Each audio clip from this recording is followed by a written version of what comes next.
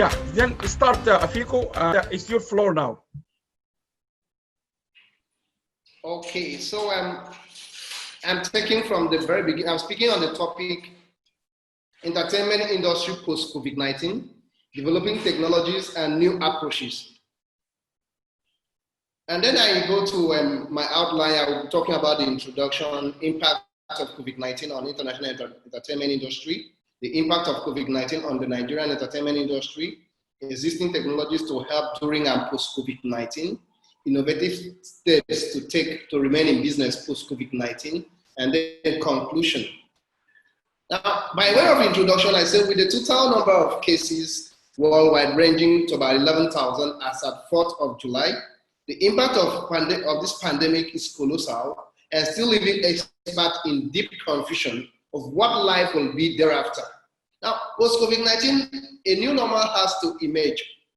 By now, it is fairly certain that current downturn is fundamentally different from the recession that we've had in the past, or we've seen in the past. So this is not just another business cycle of shake-up of new economic order. What we are facing is something very different, which has to alter the way we live, the way we work, and the way we play. Now, take for instance, this conference used to be a conference where we gather at a particular location, and then we have the other sightseeing time, we have picture time, we have the dinner. But because of COVID-19, it has altered the way this conference is usually organized.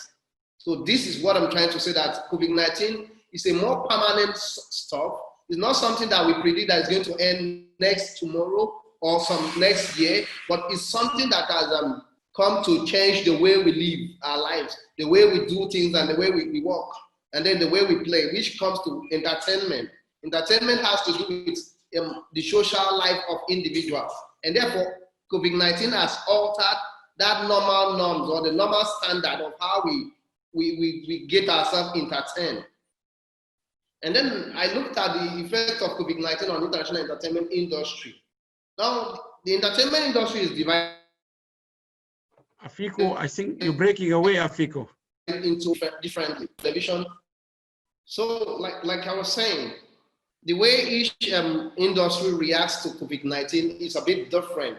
And then we look at the theater industry. I now move down to the film industry, film stroke motion picture. And before COVID-19, there were estimations that the film industry was going to grow to some extent. And there was introduction of Netflix and other streaming companies into the film industry, which gives it a very positive outlook before the COVID-19. But COVID-19 came in and altered this growth pattern that we were expecting for the film industry. Now, with the shutdown of theaters and other ways, many suspension of several live events, it became hard on the production. Most productions were cancelled at the international scene. And then also, the major players in the industry have it very hot. Most of their works could not go on. And even like the likes of Universal Pictures, 20th Century Fox, Paramount Pictures, all these companies felt it in a very harder way because their productions could not continue as it used to be. Then I looked at the music industry. Before COVID-19, the music industry was estimated to be about 50 billion naira worth, with two major sources of income, which was from sales of tickets and streaming. Now, the first, which is live performance of music, was a major source of income for the industry. I can take it, like the Nigerian music industry itself, we have many, we have a very poorly regulated industry here in Nigeria. So the most source of income for our musicians is generally sales of tickets at events and shows. So this will be their source of income. But because of COVID-19, up till now, there's no total easing of the lockdown in Nigeria. So social life, when it comes to music performance and concert, has not yet been lifted. So the music industry in Nigeria is still under lockdown because social life and nightlife is a bit kind of stalled for just now because of the COVID-19. so as to stop forestall community spread of COVID-19. Now, the second source of income for the music industry that brings in revenue, all these aspects were affected by the COVID-19. The sales of tickets, which I've spoken about before, were reduced totally. Then advertising expenditure, companies were reduced at a rate of 46%. There was serious reduction. Companies don't really patronize music in adverts of their business. Rather, companies try to create a good name for themselves by doing all advert that relates to awareness for the COVID-19. Then distribution, which has to do with hosting of shows. The music industry for the first lockdown, which the world had, was said to have lost about $10 billion. And then if it was to extend for longer, which now it would have lost so much amount already.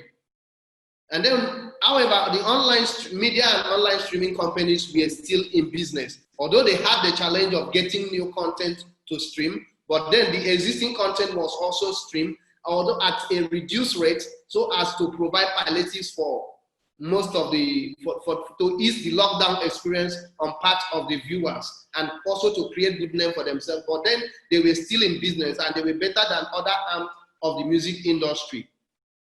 And then I looked at the Nigerian entertainment industry. The Nigerian entertainment industry suffers similar effects like the industry worldwide. However, the impact of entertainers of the Nigerian entertainment industry will be more aggressive and destabilizing, as the operation in the Nigerian entertainment industry is always informal. In Nigeria, we have a kind of artists and musicians don't always put down a formal agreement so as to clarify what is their intention in a particular business transaction. They try to do things more on trust. And under the law, there's a principle called force majeure. Now, in force majeure, it's a clause that allows parties to renegotiate their contract, or when the other party breached a provision of the contract.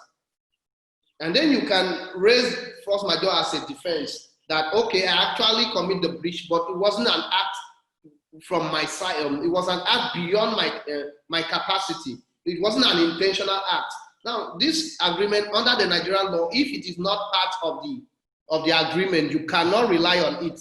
Now, because the entertainment industry pre-COVID-19 was some sort of informal transactions, so there was no such formal agreement and which they could take benefit of this principle of force majeure. So it becomes a more destabilizing issue for the entertainment industry in Nigeria. Above that, there were several council events, which I don't want to bore you with.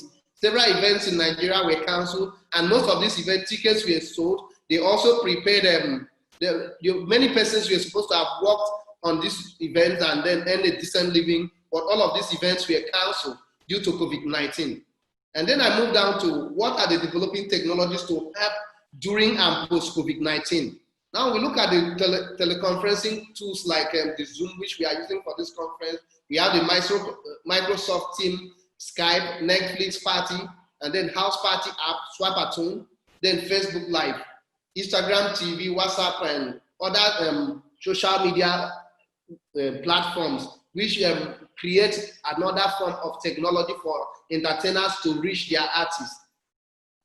However, for the music industry itself, there were a bit of more work to get the entertainers to relate directly with the artists when the venue or the production houses were shut down. So the companies try to bring out a means which the artists can interface directly from their house by online recording, which their fans could actually click, and then they also try to monetize it. However, this existing technology will also be a challenge in a country like Nigeria, because the cost of electricity and then lightning, you need to get adequate power supply, and then also high cost of data to stay up to an event as such. So how will a person who wants to attend an online party, for instance, will he also want to fuel his generator and also make provision for some sort of data to attend the party? And how much will he be willing to pay to attend the same party? These are the issues that we will have in developing countries like Nigeria in these new technologies. However, it will take the entertainers some more work for you to create content which are very impressive and attractive for parties to want to go all out and take all of these expenses to enjoy the content of your event or show and still pay for it, despite the fact that they have to generate their data and also their own electricity to stay up to the event. And then we have several other new technologies which is trying to help out in the industry world over. And then we go to business prospect post-COVID-19. Now, when I say business prospect post-COVID-19, this will be what will be the business prospect for the entertainers after the lift in lockdown. After the lift in lockdown, when business entertainers can actually return to their studio, when entertainers can actually return to their live events, what will be their business concept and what can they do to stay in business? Now I look at the concept of merger and acquisition. Merger and acquisition is most time used in oil and gas industry. But then you have to look at during the lockdown, because of the lockdown, there would have been loss of several productions and earnings and capital to invest. Therefore, the streaming companies which made much profit during this period can then come in to say, okay, we are going to acquire shares, or we are going to acquire some production companies which were not trading or which were not in active production during this period, so that they can provide the content while we stream the content. So there has to be a bit of arrangement between the two parties to make sure that the production company and the streaming companies remain in business. And then we look at spin-off. Some companies may have to look for selling part of their businesses or investment in other business to improve their business model or raise funds needed for their continuous existence. So instead of just letting go, if there are some assets that were not so valuable at that moment, they could look at the option of selling it off to make sure they raise the needed cash to remain in business. And then sourcing for fresh capital. For production houses that have lost their source of revenue for so long and then can no longer sustain their business, we look at the capital market on how to raise more capital to stay in business. And then restructuring, business restructuring. And this has to do with reevaluate their current structure in light of the current reality with view to exploring opportunities for operational efficiency, commercial viability, managing tax footprint, among other things. So businesses have to take some more calculated effort to ensure that they restructure how they run their businesses, so as to reduce tax and also make more commercially viable decisions. It will be foolhardy for an entertainer to just after the lockdown to rush down and then host a major concert that will cost so much money. So what they need to do is look at how we can reduce much of the expenditure during this period and host a minimal concert with artists that you can afford on relationship basis, so that you will reduce much expenses. And then the other issue I want to look at, they will have to also consider is issue of financial risk management. It's also not good because COVID-19 has altered the way life is generally, and then there is drop in oil price, which almost affects every other sector of the economy. So the willingness of people to spend or expend their money on some articles will kind of not be so necessary now, which the entertainment industry is said to be under the hard sector of the economy. So investment in this place, in this industry now, we need to do a lot of financial risk management. There has to be so much collaboration by entertainers to ensure that they reduce the losses they could incur from their investment in the industry. And then formalization of deals. For those in the entertainment industry, and majorly those in the Nigerian entertainment industry, which we are not formalizing their contracts, which never gets written agreement on most of their deals. This is time to ensure that they actually brief a lawyer to ensure that their contracts are always written down, and they will have to make provision for a formal contract to ensure a better deal, closing a better deal in the industry. And then I come to my conclusion. It is my belief that if the industry practitioners can take the following steps, the industry will survive the harsh impact of COVID-19 and operators in the industry will still remain in business. However, it will not be an easy process. Therefore, entertainers need the service of experts now than ever before.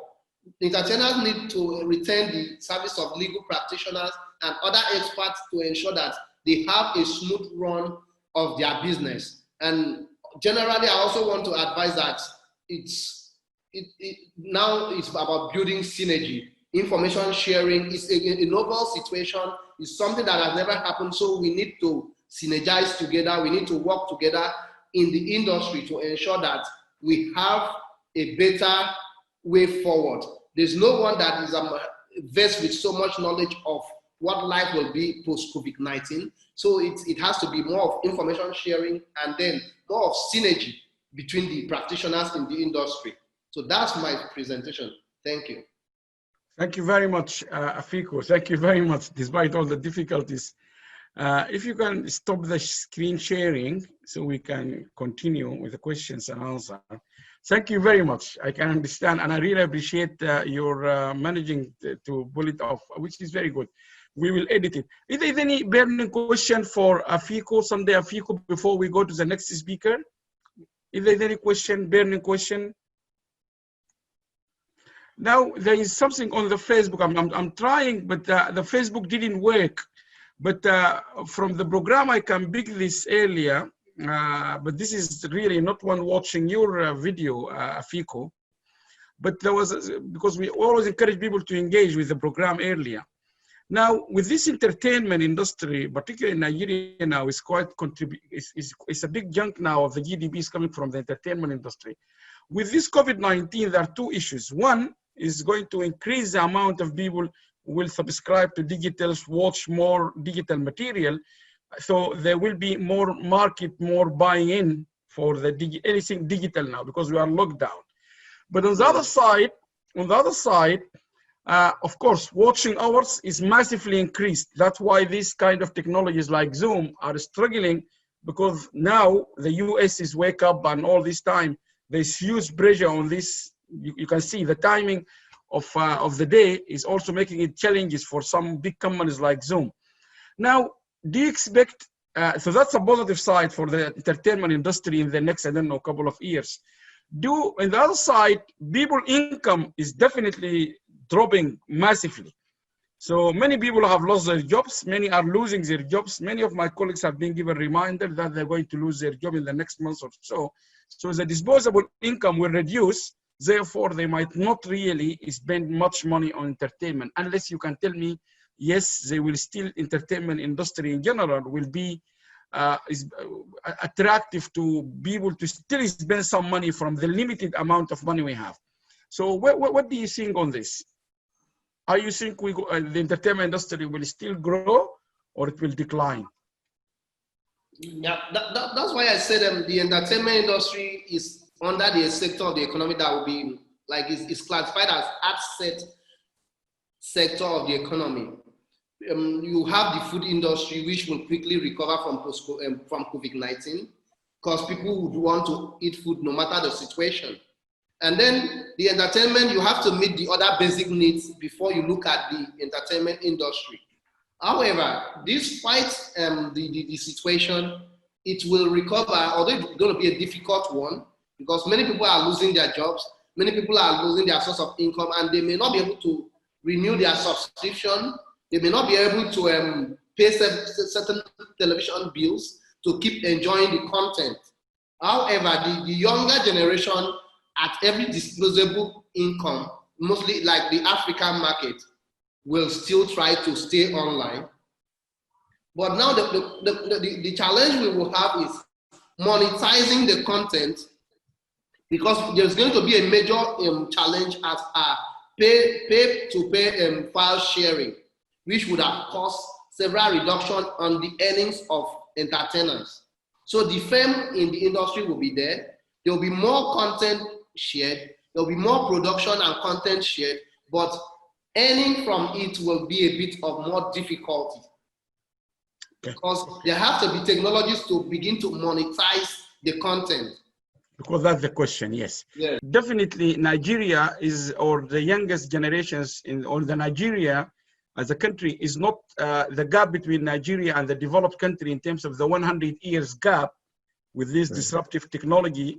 Is definitely Nigeria is on the right track, because the fact now you are the GDP from entertainment industry, which we definitely can consider it one of the disruptive technologies somehow or another, is contributing to the GDP. That means you are not going far away, as Larry and Monica suggested. So my question to you, you can respond to what they said and the debate here, but my question to you, how Nigeria managed to encourage more people to go into, or talk to us, why Nigeria is so successful in the film industry or in the entertainment industry in general, compared to all the rest of Africa, including Egypt, by the way. I think Nigeria has been labeled #2 in the world in film production after to India. Well, the point is, Nigerian film industry is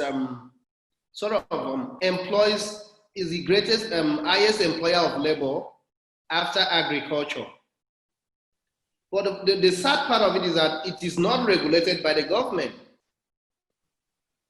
It's just few persons, few lawyers that have interest in the entertainment industry.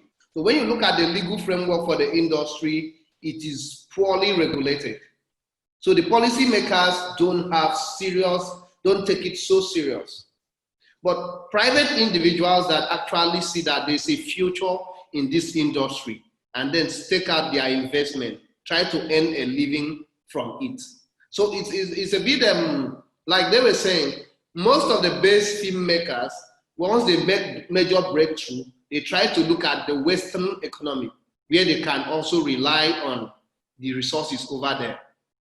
So there's still some sort of brain drain in the entertainment industry. And then what we need to do to keep the entertainers and then other experts in the country, first is Nigerians need to understand how to value talent and potentials. We don't invest in talent. It takes, Nigeria is a kind of a society where it's not on merit base. So it's a bit a kind of funny stuff that people could promote any work because of who they know and not on the merit of what someone can bring to the table. So these are the problems we have in Africa or Nigeria, so to say. There's no this a kind of helping someone because this person has produced this. But the person, if the person that produced a particular song or a particular scientific object has a connection with a major power or a politician, such will be maybe utilized or exposed. But if it is someone who has nothing to offer or has no connection, you see that such work will just die like that. There are many better musicians, there are many good artists and many good film producers in Nigeria that never see the light of the day because they don't have the resources to fund their dreams. Okay. Yeah. And I think possibly in the OCDs in the US or other like the UK or France, the environment itself is enabling enough to give that equity. So yes. Like you said, in Nigeria, you have to have favor. But here in Europe, generally, we have a good, if you like, innovation, if you like, or I'm not calling innovation hub, but generally you can find the opportunity. You can create opportunities. And I can tell you from my experience, 20 years ago, you will get more help from the government than now. In the past, if you have any good ideas, you can easily get support. You can get, there's lots of income generating grants, local council, all this is drained. Even our local libraries have now been stopped, by the way. I don't know if you know, I'm not sure the situation in the US, but in the UK, even our local libraries now, they drained out, they stopped them because there's no money to cover for someone who will sit in the library and so on. Now, any question? Anyone would like to, any question? Sunday, I'll give you the final word before we close this session. Okay, well, I will say that for the Nigerian entertainment industry, digital transformation has come knocking at a time when we were not ready. However, we have to wake up to the fact and face the reality. Like I said, COVID-19 is a new reality. And then we have to know that for us to remain in business, those in the entertainment industry, you have to wake up to that reality and face the digital transformation head on without wavering, because it's here to stay. It's not going to end next tomorrow. So we have to take advantage of the existing technological advantage. We have to brainstorm on the possible way to still remain. It may be difficult, but then we have to try to remain in business during post-COVID-19. Thank you very much, Sunday Afiko.